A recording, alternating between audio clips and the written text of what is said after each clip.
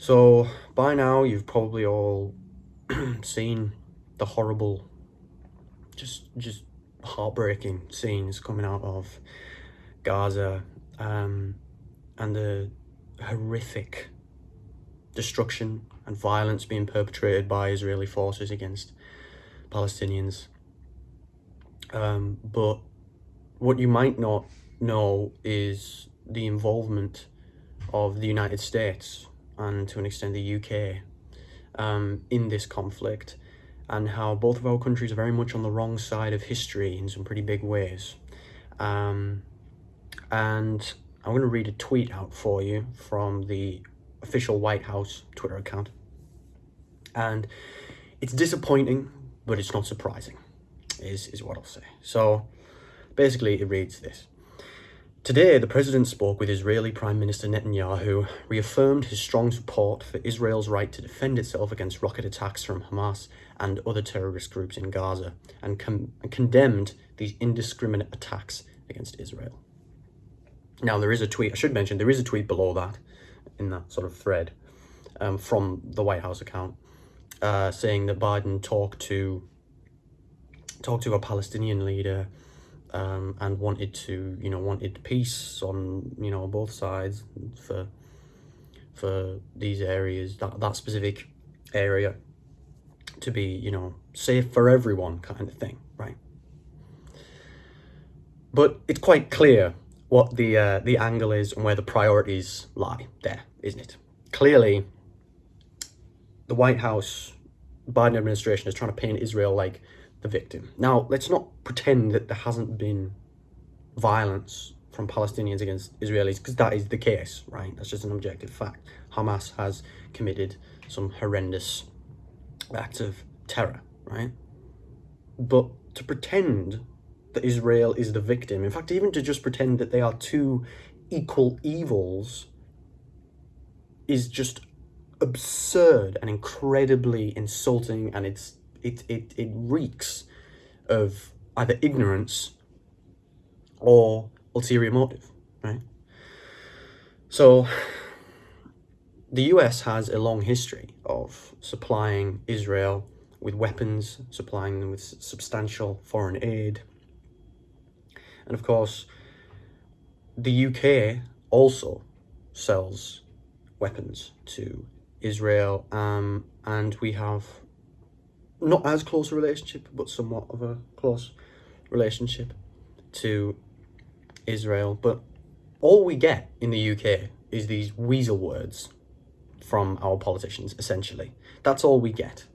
Both Keir Starmer and Boris Johnson have given some pretty tepid responses that, condemn violence on both sides and hope there's a peaceful solution, all of these things. But there's no action, right? We could implement sanctions, we should stop selling arms. All of these things we could do very, very rapidly, and it would make a big impact. The UK is a powerful country. We're a wealthy country. The US, the most powerful nation in the world. And that's really where the core difference is. The power of Israel compared to Palestine, And Israel is backed by the US. But like I said, this isn't a battle of equals. This isn't two equal evils. If you look here, there's a really shocking statistic. Israel has killed more people in Gaza in the past 24 hours, although that was on the 13th of May. It was a few days ago, as of this recording.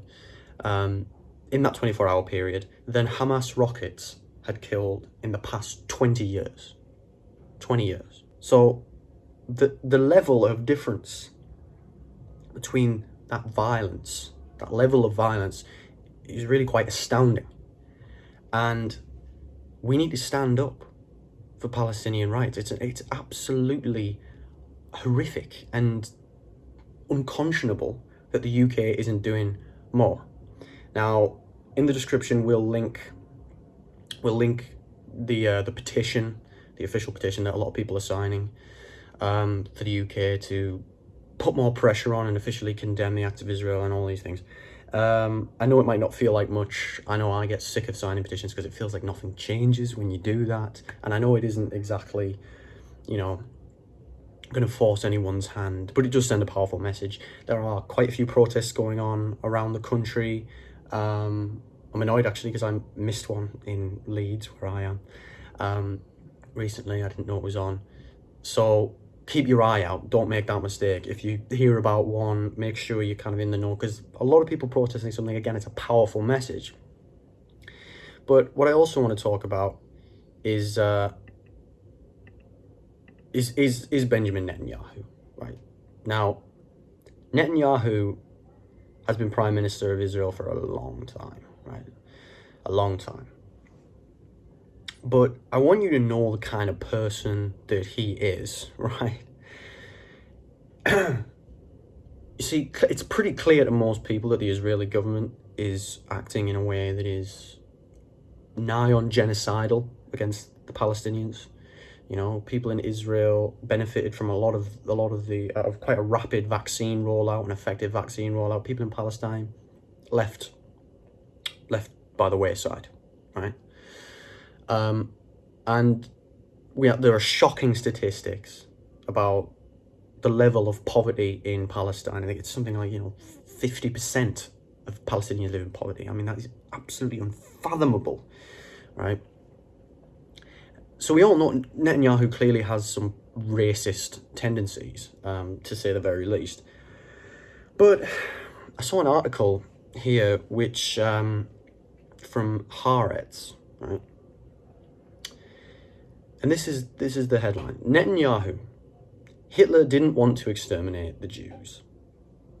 Okay, so immediately alarm bells ringing, Holocaust revisionism. Then it goes on to say, Prime Minister tells World Zionist Congress that Hitler only wanted to expel the Jews, but Jerusalem's Grand Mufti convinced him to exterminate them, a claim that was rejected by most accepted Holocaust scholars. So not only is Netanyahu perpetrating disgusting racism against the Palestinians, right, and ethno-nationalism, and the same goes for his government and his party, he's also pushing Holocaust revisionism and essentially anti-Semitism just so he can find a way to blame Muslims for the Holocaust, for the extermination of millions of Jewish people. It's mind-blowingly evil. It really is. And look, I know that this conflict is really, really difficult to talk about. And I almost didn't want to, but it absolutely has to be discussed, because what's going on is, like I said, nothing short of genocide. It's nothing short of genocide. And we can't stand for it. Most governments most Western governments, most influential Western governments, don't seem to care. They back Israel. Now, I want to make it clear, there's another side to this as well. And the side isn't that, oh, well, actually Hamas are, doing this, that, and the other. And it just so happens that every single place that Israel has bombed recently was Hamas headquarters, because apparently they have like 12 or 15 headquarters, and they just so happen to be right next to a building full of investigative journalists and reporters from lots of different countries. What a coincidence, eh? But it's not that. I mean that this is used as an excuse to be anti-Semitic. This is used as an excuse to push anti-Semitic conspiracy theories about Jews, about Jewish people having control over the media or politics or the economy, or just Jewish people are somehow inherently racist or evil or something. And that is absolutely abhorrent. And we have to stand against that as well. These issues are complicated. You cannot paint everyone with the same brush. What we have to do is make sure that we stand up to all forms of intolerance, all forms of hatred, all forms of violence, and condemn it where we see it. But the fact of the matter is, Israel is the much, much more powerful player here, and it is committing what are essentially war crimes, and the world is just watching. And quite frankly, the British media haven't covered themselves in glory in how they've reported on it as well. So that's something to think about, and something has to be done. Something has to be done. For now, we need to keep educating ourselves. We need to keep pushing politicians in whatever way we can. And this conflict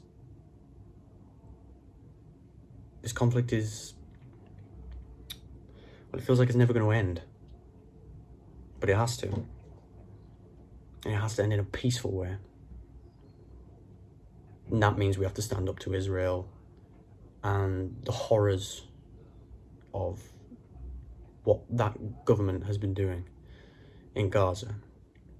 So, thank you very much for watching, and I'll see you in the next one.